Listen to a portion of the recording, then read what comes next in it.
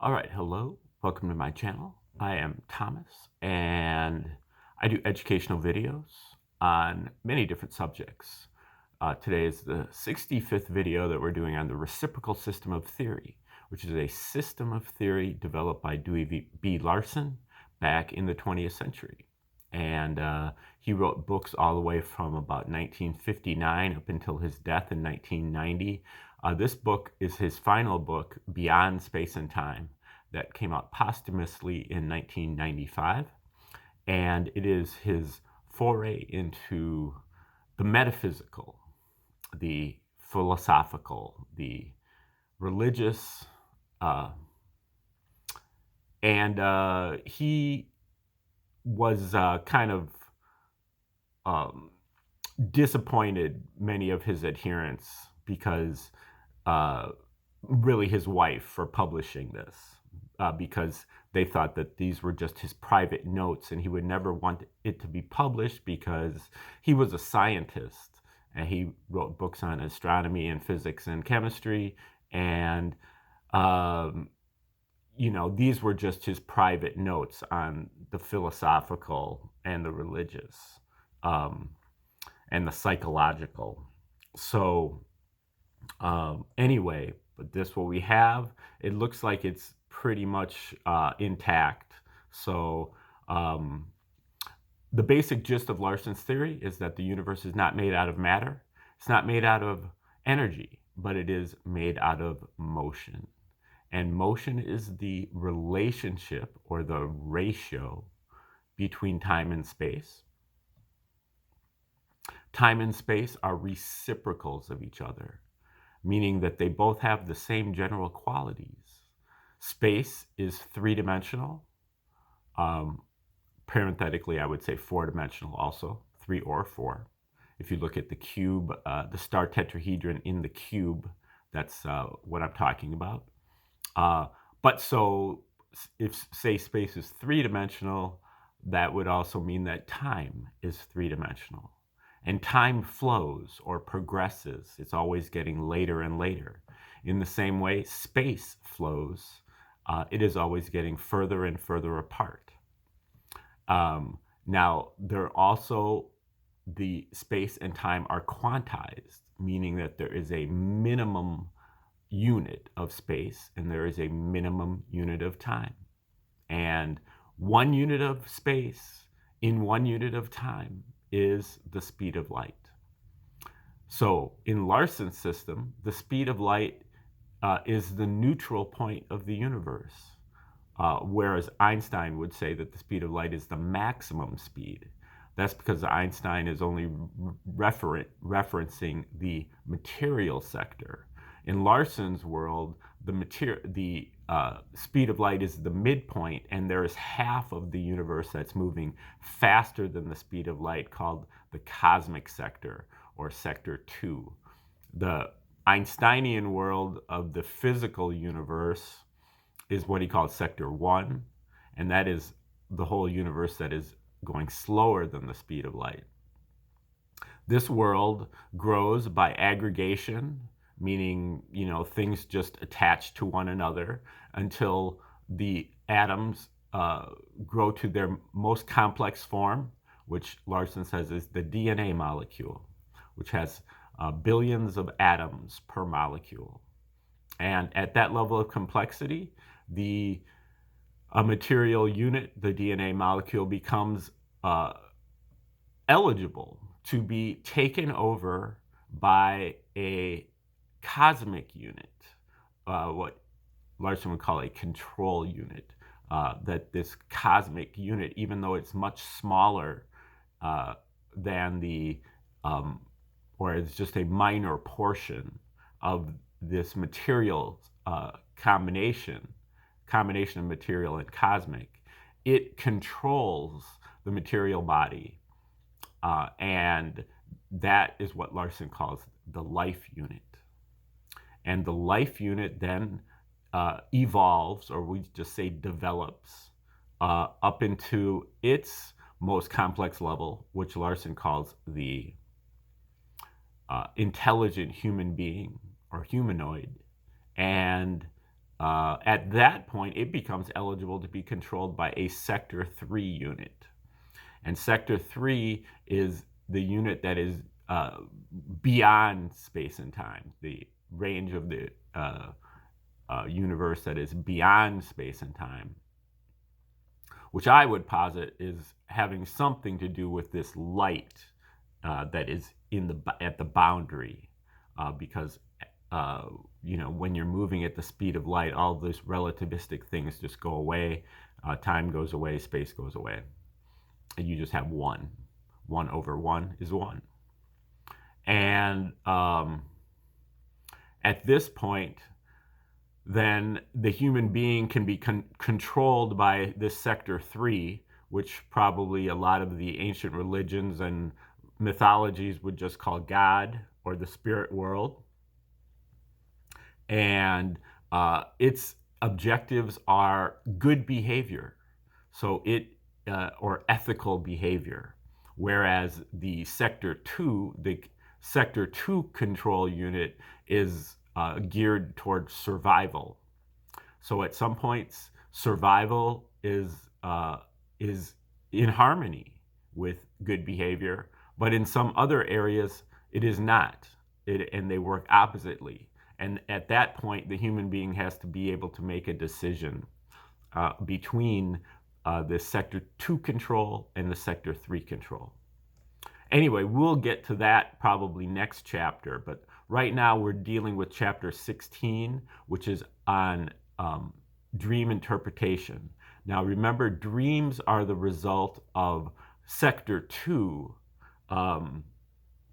even though they have Sector 3 implications, but they're really the result of Sector 2, which is our thinking apparatus, which consists of both memory and thinking, reasoning.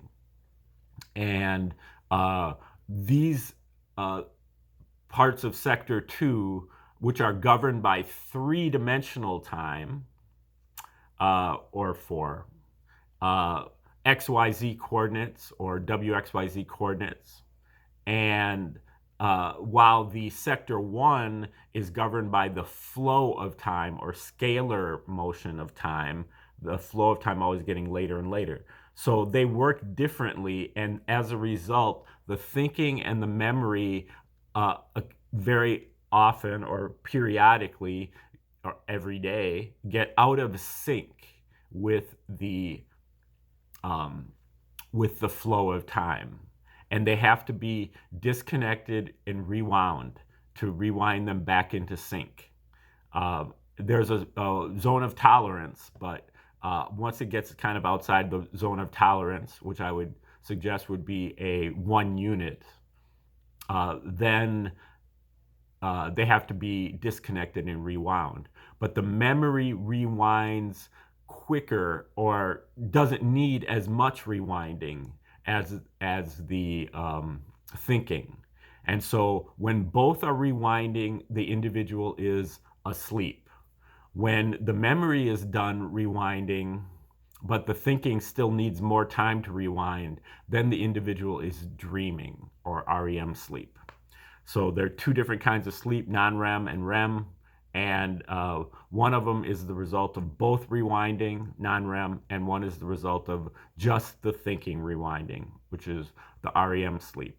And so the thinking is rewinding. The thinking is what generally censors our thoughts to what is rational, whereas memory is operating on the association process. And so many bizarre and irrational things can enter by the association process, because you can associate things that are widely different and even contradictory because they have the same qualities in some way or another. So anyway, let's take over here. He just got done talking about how disagreeing with Freud and others, how symbolism plays no part in dream and dream interpretation, and that the dreams that he has, at least, can be interpreted using literal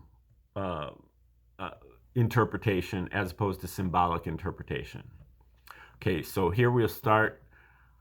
In the days when dreams were thought to be messages in code originating from some metaphysical source, the idea that the code could be deciphered only by specially trained individuals was not unreasonable. But now that this idea has been abandoned and it is conceded that dreaming is a purely physiological process, Sector 2, it should not take much reflection to dispose of this far-fetched concealment hypothesis.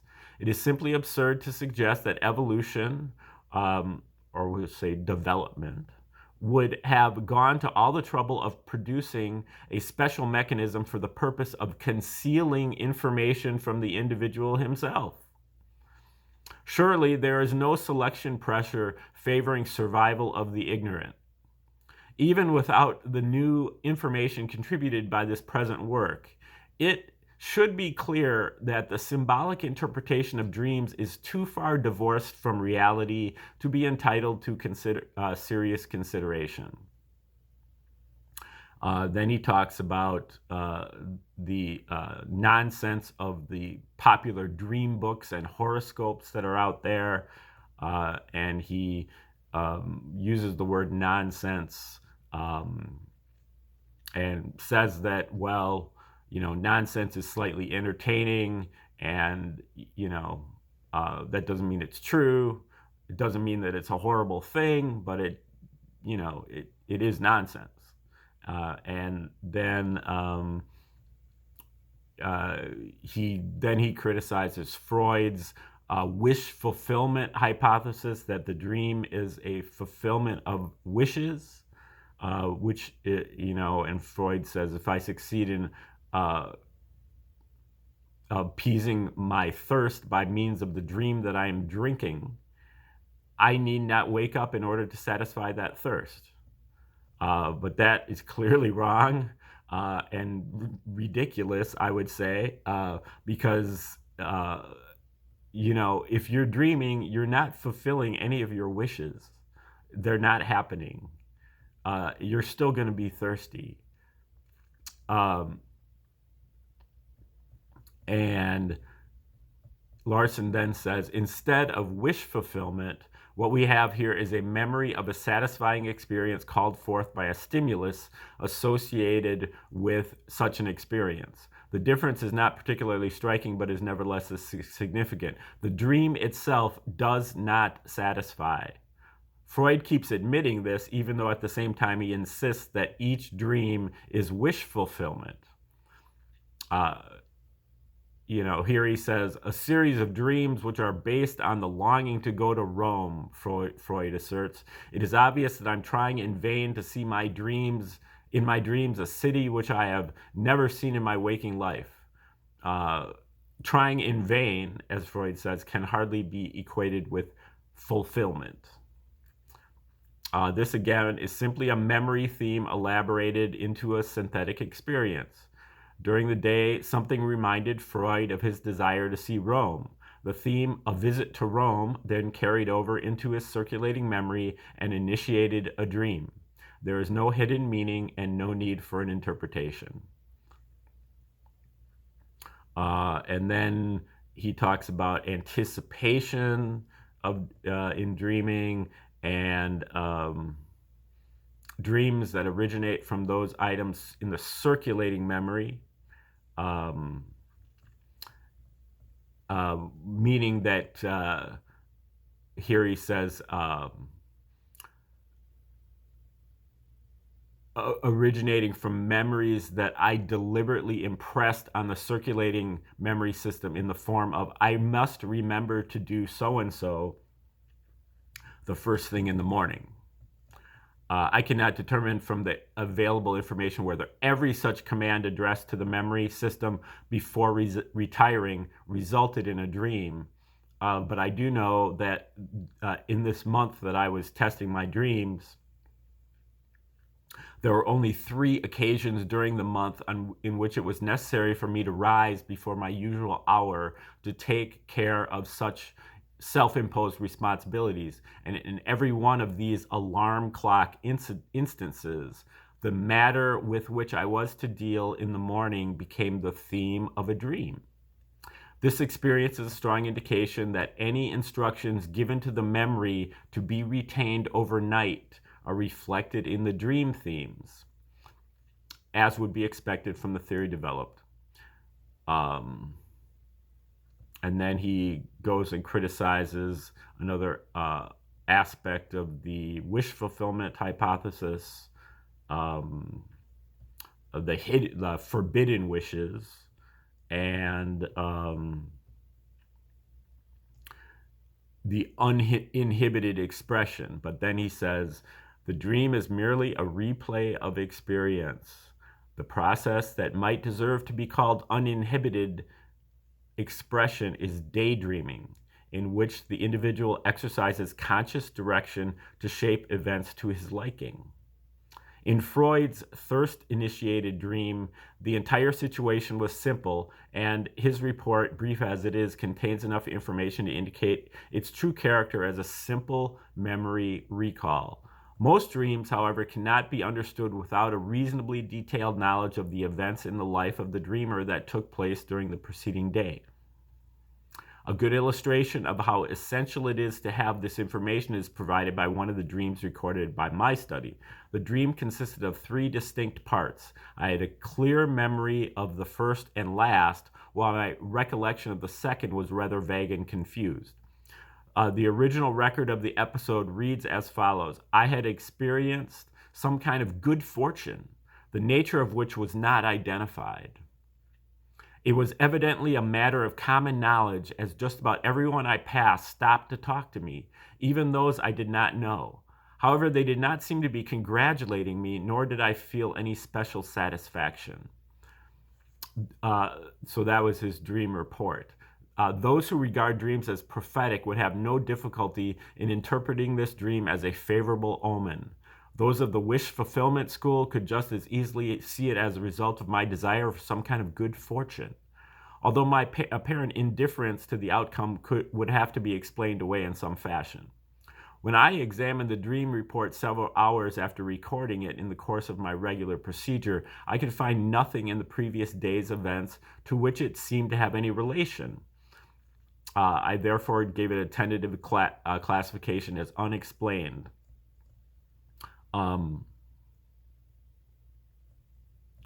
Okay.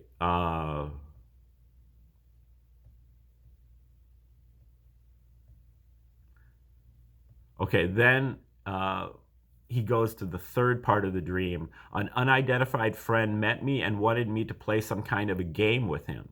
I agreed to do so. It was not any of the standard games which I am acquainted, and had some complicated rules which he had to explain to me. While we were busy with the explanation, someone came in and tampered with the lights, causing them to become dim, so we could not continue. No doubt those who work with symbols and hidden meanings could have had a field day with playing some kind of a game, but I could easily see that it was a direct memory. The unidentified friend was one of the local supermarkets. The game they wanted me to play was a promotional feature that they were starting called the Cash King game. I agreed to play in the sense that I accepted one of the cards which were being handed out to purchasers. The complicated rules of the game were explained to me by that card. The dimming of the lights was the way in which the dream expressed the fact that some parts of the material on the card were in such fine print that I had to stop reading and get a magnifying glass before I could finish. Here we have pure memory modified only by the generalizing that takes place in passing through the circulating memory system. The easily found origin of this third theme of the dream then made the origin of the first theme clear. It was also drawn from the same source. The good fortune of the dream was the prize money to be distributed to winners of the game. And the reason for my indifference was my realization that the odds against winning anything were astronomical. The reason for the separation between the two themes was that they were separated in time. Several hours elapsed between my first contact with the game and my perusal of the rules. The futility of any attempt to interpret these two dream episodes without having a reasonably good knowledge of my activities during the preceding day is evident. The same can be said about almost all of the dreams included in my study. But when that knowledge is available, the dreams can be understood in purely matter-of-fact way. In a purely matter-of-fact way without any esoteric or psychic implications. There is no need for symbols or wish fulfillment hypotheses in the interpretation, nor is there any deliberate distortion or concealment involved. Why is an interpretation necessary at all? Why does not the dream say directly what it means, asks Freud. The conclusion he reaches is that the dreams are distorted as a means of disguise. But here again, the very dream that he cites as the first example to support his conclusions is readily understandable on the basis that it does say directly what it means. Now he goes into an example using Freud, and we'll probably get to that tomorrow. Now, I just want to say that one of Larson's strongest adherents, Bruce Perret, has a strong disagreement with this. Bruce Perret was actually a person who was a lucid dreamer. And almost every night he would claim to have lucid dreams and, travel throughout the galaxy. A lucid dream is basically where you kind of wake up in your dream, recognize that you're dreaming, and start taking control of the dream. He had a whole protocol for dreaming. So he takes Larson to task on this eventually, and we'll see the results of that as well. But anyway, have a good day, and we'll catch you tomorrow looking at this dream interpretation.